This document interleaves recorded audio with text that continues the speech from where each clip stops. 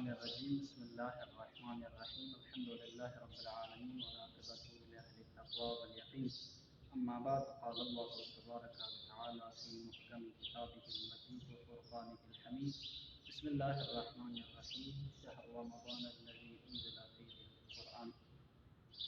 ناظرین کرام، جیسا کہ آپ بہتر جانتے ہیں، ماہ بندگی، ماہ مبارک رمضان آیا ہوا ہے، تو اسی حوالے سے ہم نے ایک موضوع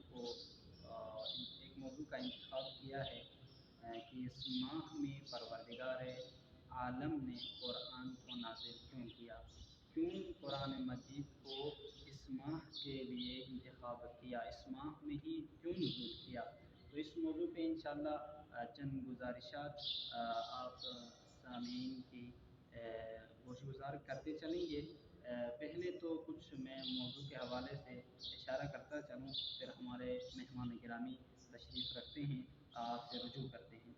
عزیزان محترم، پروردگار عالم نے آپ لوگ بہتر جانتے ہیں کہ پروردگار عالم نے ارشاد فرمایا کہ شہر رمضان الذی انزل فیہ القرآن، ماہ مبارک رمضان وہ مہینہ ہے جس میں پروردگار عالم نے قرآن کو نازل فرمایا ہے۔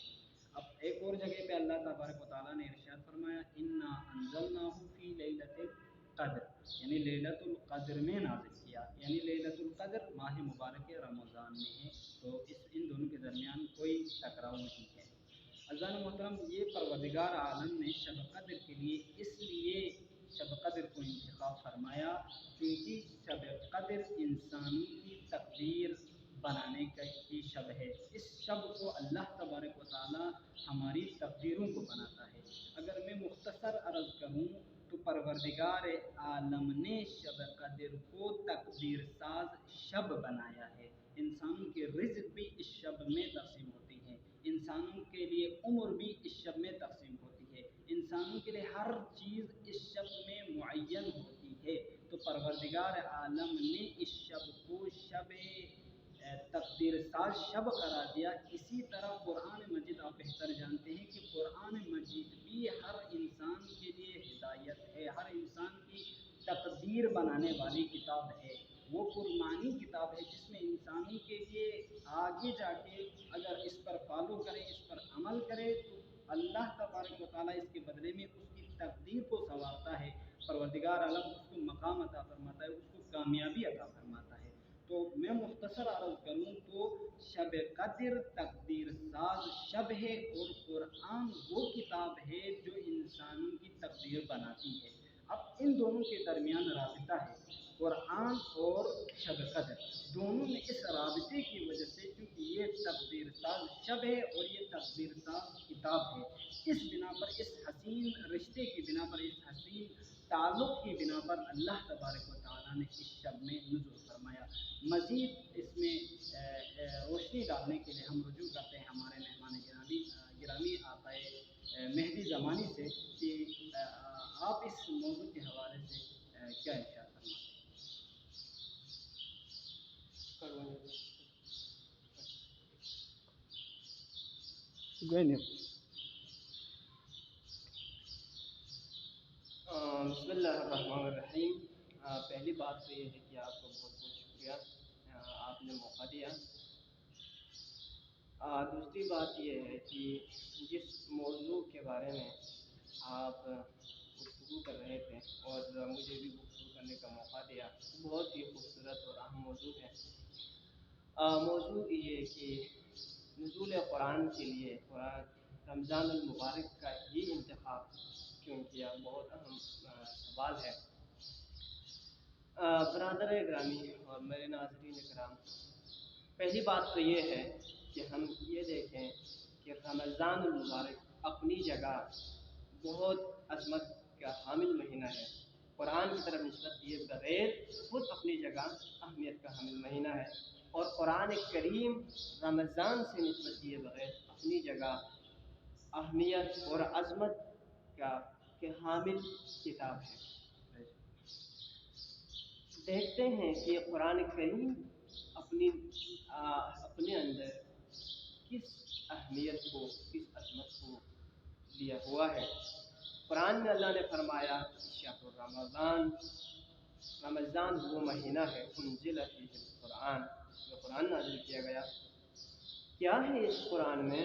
हुदल लिन्नास, इंसानों के लिए हिदायत है, व बय्यिनातिम मिनल हुदा वल फुरक़ान, और इस किताब में वाज़ेह दो तालीमात हैं, और ये किताब फुरक़ान है, हक़ व बातिल, अच्छे बुरे में वाज़ेह करने वाली, फैसला करने वाली किताब है। एक और जगह अल्लाह फरमाते हैं असमत कुरान को वाज़ेह करते हुए सूरह मुबारक हश्र में, लौ अंज़लना हाज़ल कुरान अला जबलिन लरअयतहु खाशिअम मुतसद्दिअम मिन खश्यतिल्लाह, अगर हम इस कुरान को पहाड़ों पर नाज़िल करते तो तुम देखते कि पहाड़ खशियत इलाही से, खौफ इलाही से रीज़ा रीज़ा हो जाते।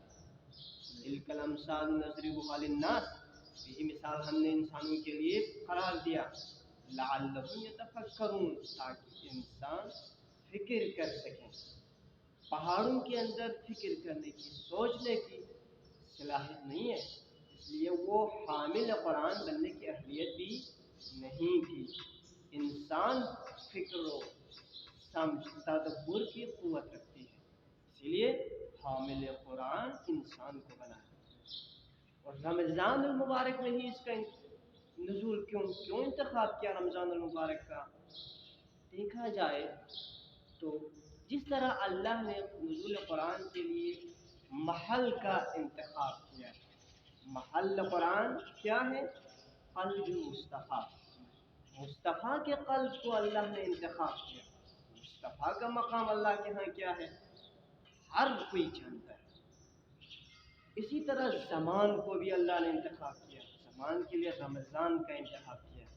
तो रमज़ान मुबारक अपनी नौइयत में क़त्अ नज़र इससे कि कुरान की तरफ से खुद अहमियत का हामिल महीना है।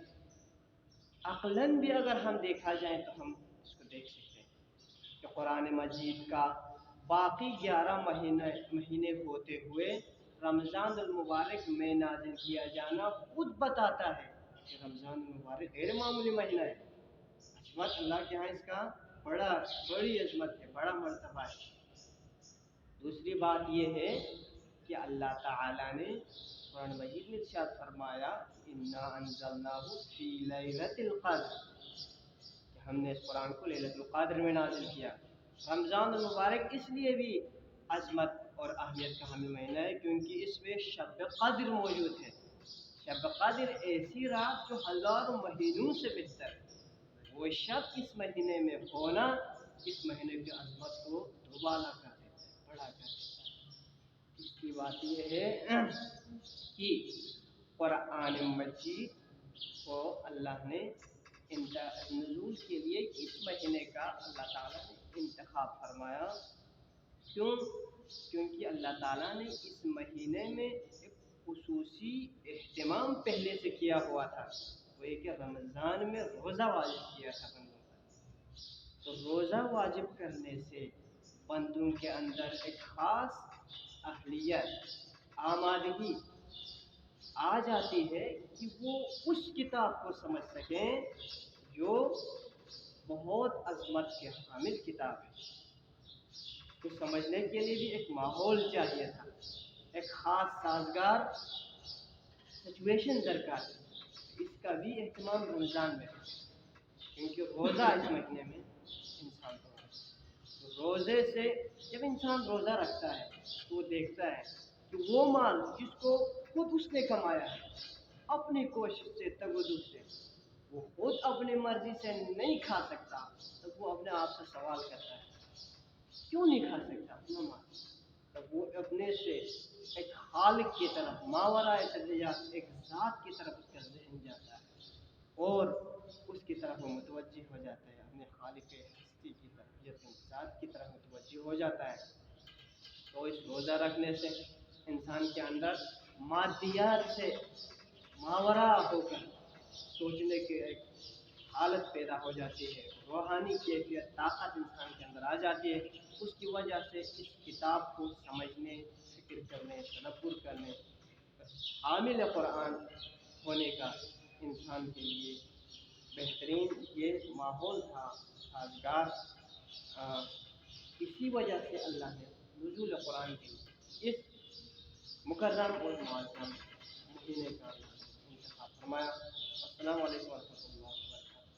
ماشاء اللہ. جیسے زمانے صاحب جو کہ بہترین انداز میں شب قدر اور قرآن کے نزول کے درمیان جو روابط تھے، جو وجوہات تھے، وہ آپ سامعین تک پہنچا رہے تھے.